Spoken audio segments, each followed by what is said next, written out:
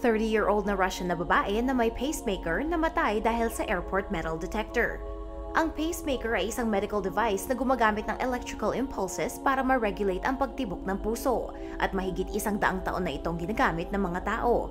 Ang kauna-unahang implantable pacemaker ay gawa ng mga Swedish na doktor, inventors at engineers noong 1958. Ngayon ay mahigit 3 milyong tao sa buong mundo ang may implanted pacemakers na nagbibigay ng natural lifespan sa mga taong may iba't ibang klaseng sakit sa puso.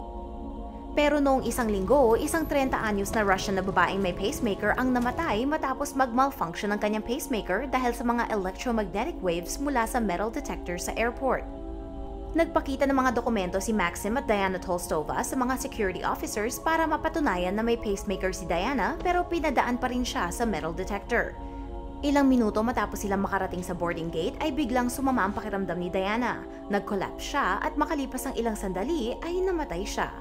Ayon sa asawa ni Diana, walang naitawag na ambulansya at nang dumating ang mga doktor sa maliit na airport ay hindi nila alam kung paano silang makakatulong.